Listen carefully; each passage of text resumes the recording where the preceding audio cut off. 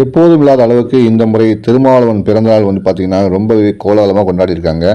மக்கள் நீதி மையத்தின் தலைவர் கமலஹாசன் ரொம்ப நிகழ்ச்சியாகவே இந்த விழாவில் பங்கேற்று பேசியிருக்காரு. சகோதரர் திருமாவளவனை கட்டி அணைத்து வாழ்த்து தெரிவிச்சிருக்காரு. அப்படின்லாம் பார்த்திங்கன்னா ரொம்ப பிரமாண்டமான கூட்டம் நடந்து சொல்லலாம். இந்த கூட்டத்தில் திருமாவளவன் என்ன பேசினார் அப்படிங்கிறதான் பார்க்கணும். என்ன பேசினார்னா, எந்த தளத்தை தொட்டாலும் அங்கே சிறுத்தைகளின் பங்களிப்பு என்பது மகத்தானது. வெறும் அடைமொழிக்காக நான் இந்த களத்தில் நிற்கலை. விளிம்புநிலை மக்களுக்காக தொடர்ந்து நான் பாடுபட்டு இருக்கேன். இது சம்மந்தமாக பலர் பல கருத்துக்கள் தெரிவித்தாலும் என்னுடைய கொள்கையில் நான் உறுதியாக இருக்கேன். இன்னொரு விஷயத்தை நான் சொல்லி ஆகணும். குப்பை அலுவலர்கள் பணி நிரந்தரம் செய்யணும் அப்படின்னு சொல்கிறாங்க. என்னை பொறுத்த வரைக்கும் பணி நிரந்தரம் செய்து குப்பைகளை மட்டும் அள்ளுங்கள் என்று சொல்வதில் எனக்கு உடன்பாடே கிடையாது. குப்பை அலுவலர்கள் குப்பையை தான் அள்ள வேண்டுமா, இந்த தலைமுறை மாறக்கூடாதா என்று நினைப்பவன் நான் என்று வெளிப்படையாக தெரிவிச்சிருக்காரு. மேலும் பார்த்திங்கன்னா பல்வேறு விஷயங்கள் பேசியிருக்காரு. அதில் முக்கியமாக தேர்தல் சம்பந்தமான விஷயங்களையும் அவர் சொல்லியிருக்கார். என்ன சொல்லியிருக்காருன்னா, இன்றைக்கி 2 சீட்டுக்காக 3 சீட்டுக்காக ஏன் திமுக இருக்கீங்க, அதிமுக கூட்டணிக்கு வாங்க, 20 சீட்டு நாங்கள் தாரோம் அப்படிங்கிற மாதிரிலாம் நிறைய விஷயங்கள், தகவல்கள், வதந்திகளை பரப்புகிறாங்க. எங்களை பொறுத்த வரைக்கும் ஒரு முடிவெடுத்து நாங்கள் செயல்பட்டு இருக்கோம். கொள்கை ரீதியாக செயல்பட்டு இருக்கோம்.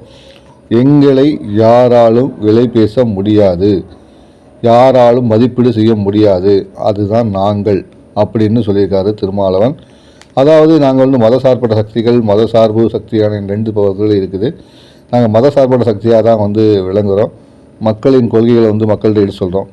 பொதுவாக பார்த்திங்கன்னா எங்கள் கூட்டணி வலிமையாக இருக்குது. பிறகு ஏன் நான் மற்ற கூட்டணிக்கு செல்ல வேண்டும்? எங்கள் கூட்டணி, அதாவது திமுக கூட்டணி வலுவாக இருக்குது.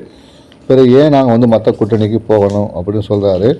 மேலும் பார்த்திங்கன்னா, கண்ணு கட்டிய தூரத்தில் இந்த கூட்டணியை வீழ்த்த எதிரிகளே இல்லை. கண்ணு கட்டிய தூரத்தில் திமுக கூட்டணியை வீழ்த்துவதற்கு எதிரிகளே இல்லை அப்படிங்கிற மாதிரி அவர் சொல்லியிருக்காரு. திமுகவுக்கு எதிரான நகர்வுகளை திமுகவை பார்த்துக்கொள்ளும், அந்த விமர்சனங்களை திமுகவை பார்த்துக்கொள்ளும்.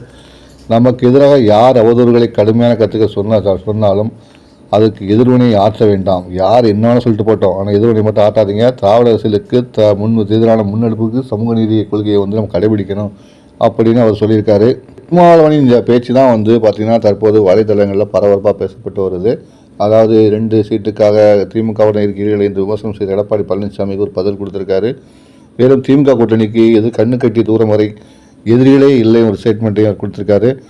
இதுவும் சமூக தலைவர்களில் விவாதமாகி பொருளாகிறது. இதற்கு எடப்பாடி பழனிசாமியும் பதில் கொடுத்துருக்காரு. என்னங்கிறத அடுத்த பதிவில் நம்ம பார்க்கலாம்.